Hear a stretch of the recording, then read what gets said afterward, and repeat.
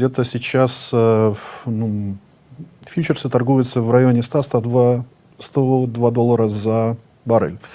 Мы помним, что скачки были от февральских 60 до 130 и так далее. Опять-таки, можем ли мы говорить о какой-то стабилизации или можем ждать опять и 110, и 120, и 130? Конечно, нужно ждать. Давайте все-таки ногами на землю встанем. То, что мы видим котировки, это котировки майских фьючерсов. Это ожидание рынка того, что будет в мае, учет каких-то рисков, новых совершенно ставок фрахта, новых ставок в полисах страховых и так далее, и так далее. Это не физическая нефть, это бумажная нефть. Вот давайте к физической вернемся и вспомним, что при морской торговле нефть путешествует по морю. Кто бы мог подумать. На среднее время для того, чтобы танкеры добрались от Ормузского пролива до запада Индии, именно среднее, потому что зависит, конечно, от погоды, от состояния трезвости боцмана, экипажа и так далее. 4-5 дней. Дальше на восток, Сингапур, это 8-10 дней. Дальше юг Китая 12-14. И самое дальнее восточное направление, это Южная Корея и Япония, 16-20 дней. С момента блокировки пролива прошло, собственно говоря, 12 дней. Где-то в начале следующей недели вся нефть, которая оказалась в танкерах до начала событий, до блокировки Ормузского пролива, дойдет до своих конечных потребителей и уйдет с рынка. Ее купят. Все. И вот с этого момента на самом деле начинается самое интересное. То, что мы наблюдали на биржах, на котировках фьючерсов, это ожидание, это нервы дилеров, брокеров, это словесные вбросы всевозможных министров-президентов, тех же министров энергетики и так далее, и так далее. А вот дальше начинается суровая действительность.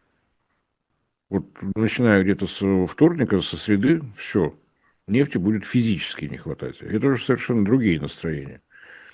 И, кстати, вот о том, что такое котировки и что такое реальная нефть. Так называемые спотовые сделки, то есть сделки непосредственно с черной или коричневой жидкостью, они не фиксируются, потому что они в основном двусторонние. Есть некие замеры Аргуса, но ему добровольно либо отвечают, почем продали, купили, либо не отвечают, имеют полное право промолчать, предложить там куда-нибудь отправиться с такими вопросами. Так вот, по оценкам Аргуса, нынешние спотовые цены в пределах 80 долларов за баррель. Причина: до покупателя добирается та самая нефть, которую отгрузили до начала блокировки Ормузского пролива. Вот пережили, понервничали, сейчас начнутся бычьи настроения уже по физическим причинам. Нефти просто не хватает. И мне кажется, что, видимо, к предельным ценам, которые эксперты оценивают в 120-130 долларов за баррель, если, конечно, ничего не изменится в Ормузском проливе, где-то к концу следующей недели и подойдем. Почему 120-130, можно отдельно поговорить. Что касается физического сокращения, то у нас есть официальные данные, которые поступили из 4 стран Персидского залива: Ирак, Саудовская Аравия, Кувейт и Объединенные Арабские Эмираты. Королевство Саудовская Аравия устами генерального директора Сауди Арамко сообщила о сокращении добычи на 2,5 миллиона баррелей в сутки. Ирак там 2,9, он как раз больше всех пострадал. Объединенные Арабские Эмираты 0,8 миллиона баррелей в сутки и Кувейт 0,5. Итого 6,7 миллиона баррелей уже физически отсутствуют ежесуточно. Связано это с тем, что объемы резервуаров под нефть, под нефтепродукты, они отнюдь не бесконечны. Танкеры, которые сейчас оказались заперты в Персидском заливе из-за невозможности пройти через пролив, залиты практически под горлышко. Сейчас, я так понимаю, последние баррели будут куда-то отправлять на хранение. Ну и все. А что дальше делать?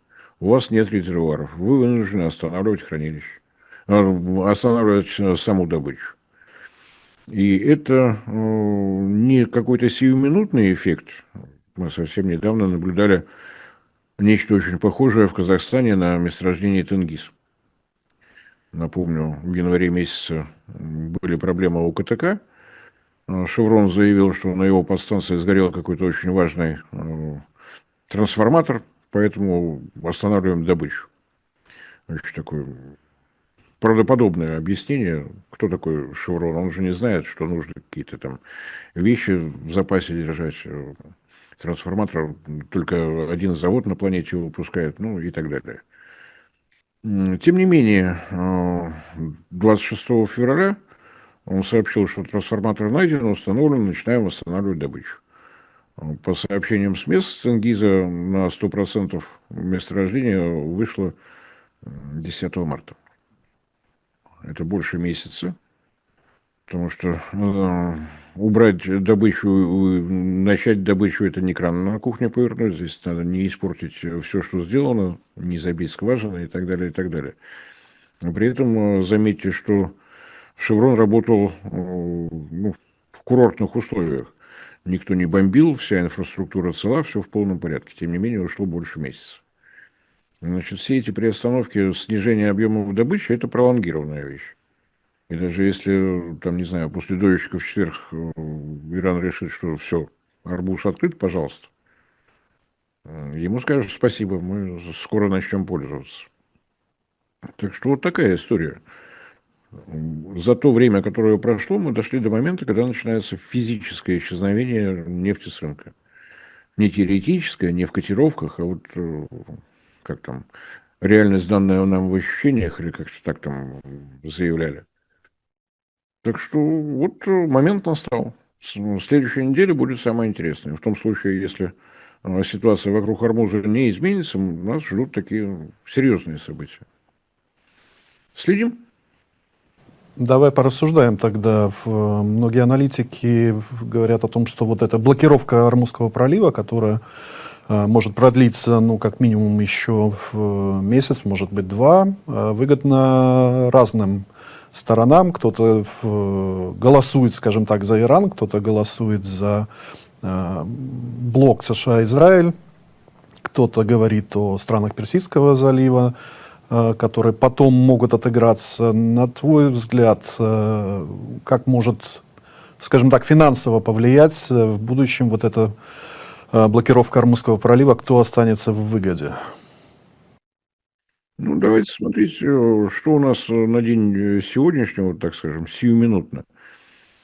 Понятно, что, как бы цинично это ни звучало, вот мы все-таки говорим о Иране, который подвергся совершенно ничем, не имеющий никаких оснований под собой агрессии. Там люди гибнут, там женщины, старики, дети гибнут.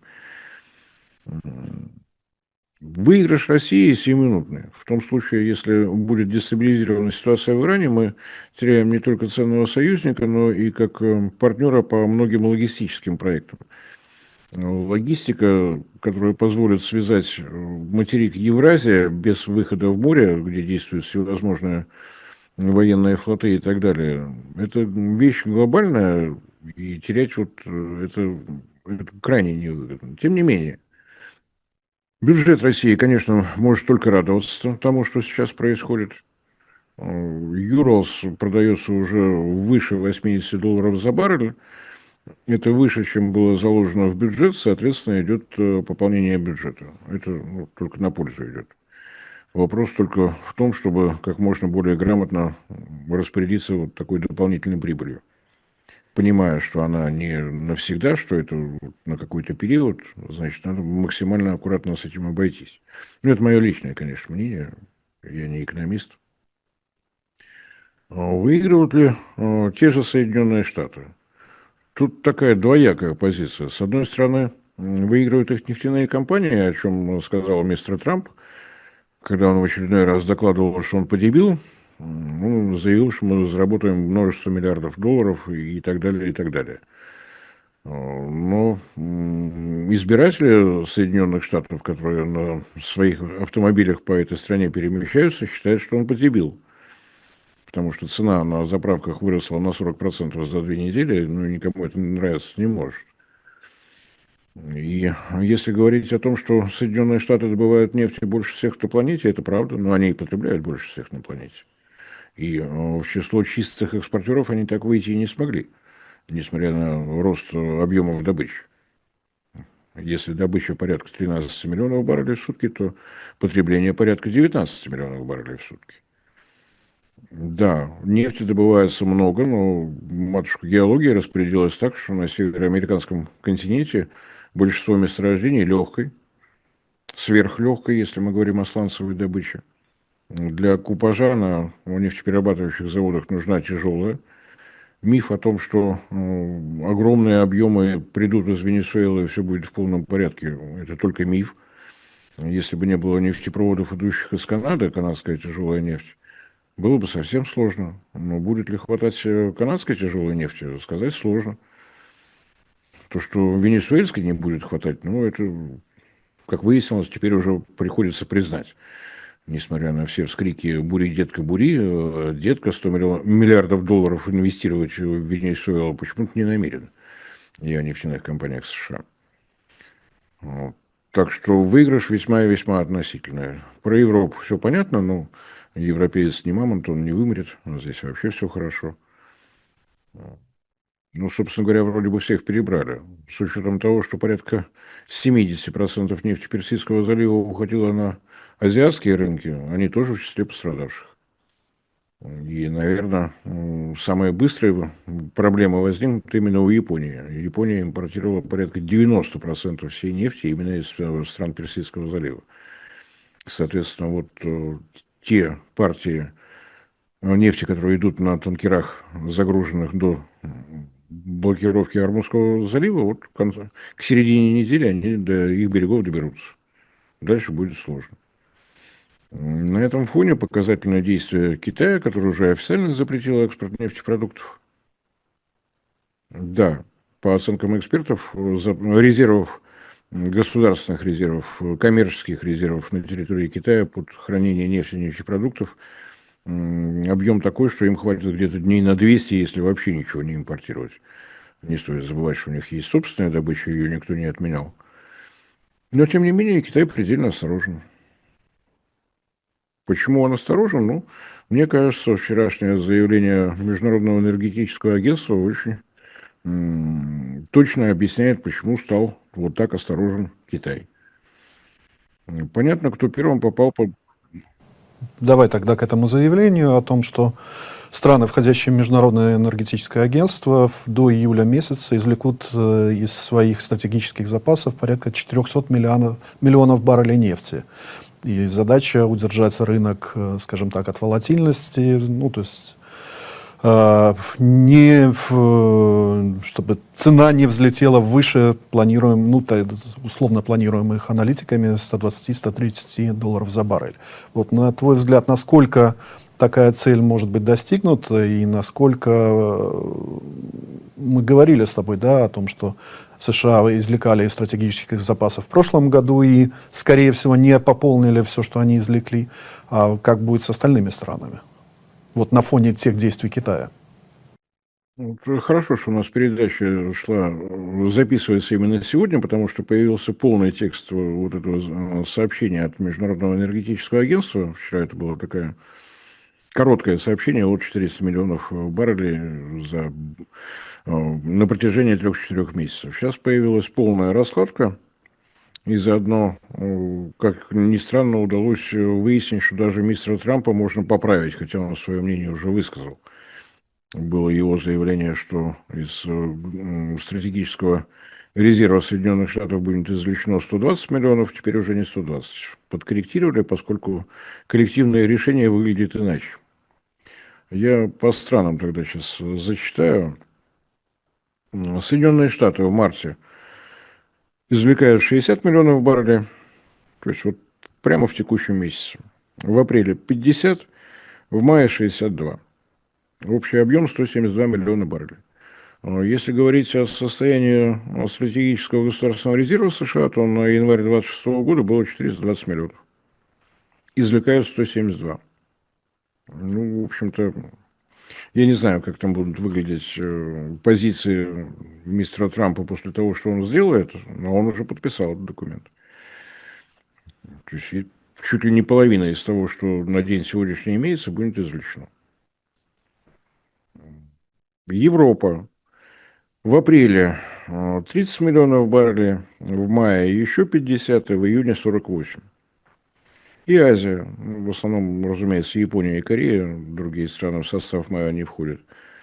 В мае 40 миллионов баррелей, в июне 30 миллионов баррелей, и в июле еще 30 миллионов баррелей, итого 100.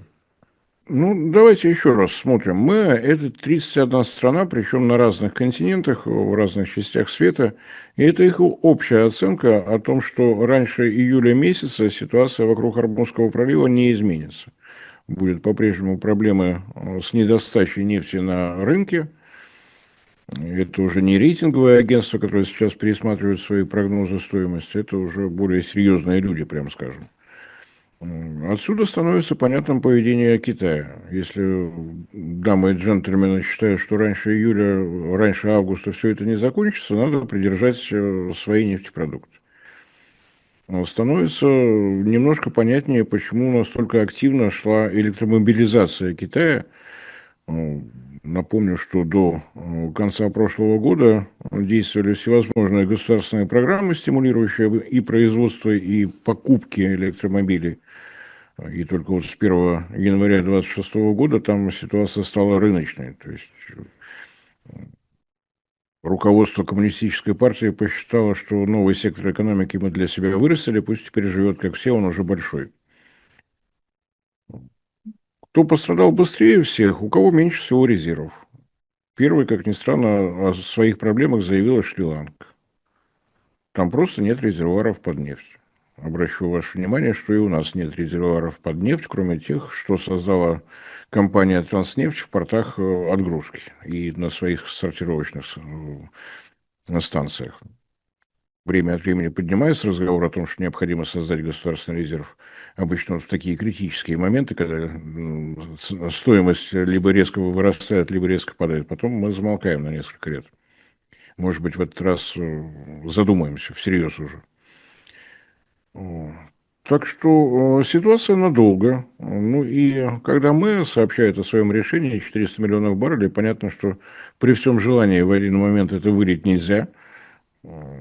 У любого резервуара есть максимальный темп, с которым можно вот такие задачи выполнять.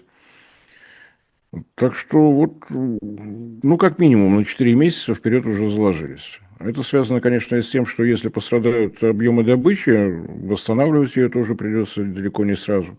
С логистикой нужно будет разбираться. Если Ормуз открыт, значит, все танкеры разом ушли, потом потребуется время, чтобы пришли те, которые должны быть пустыми в этот момент, и так далее, и так далее.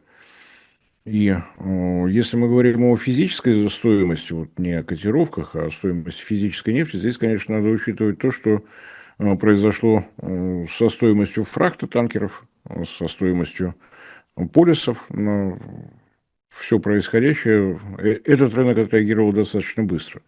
Фрахт вырос почти в 3 раза. Котировки, вернее, выплаты по страховым полисам теперь требуются в 12 раз больше. В 12 раз. То есть там в процентах уже считать невозможно. И большой вопрос, который мы пока еще не услышали ответа, что решат хуситы Йемена. Они заявили на словах о своей поддержке Ирана, и сейчас два момента. Либо они решили этим ограничиться, либо они просто накапливают запас боеприпасов. А в том случае, если и Красное море окажется запертым, значит, окажется запертым Суэцкий канал. И тогда вся логистика, по крайней мере, из Персидского залива в Европу будет выглядеть совершенно иначе. Нет Суэцкого канала, значит, пошел вояж вокруг Африки со всеми вытекающими отсюда. Так что у нас впереди вот такое лето. С весной, по-моему, уже всем все ясно. Понятно, что нельзя сказать, что полностью прекращен экспорт нефти из Ормузского пролива. На полную мощность Саудовская Аравия вывела свой нефтепровод «Восток-Запад», он так и называется. Его и строили специально для того, чтобы можно было сократить маршруты. Нефть поступает в порт Янба, Янбу, по-моему, так называется. Но, разумеется, это не купирует все проблемы, потому что его мощность 5 миллионов баррелей в сутки. При, так скажем, доконфликтных объемах добычи в 9,2 миллиона баррелей в сутки. И сказать, что этот нефтепровод был полностью пустым, нет, он работал. То есть все, что дополнительно в него удалось, закачать, так скажем, вывести транзитную мощность на 100%, вот это сейчас как-то на рынок пробирается.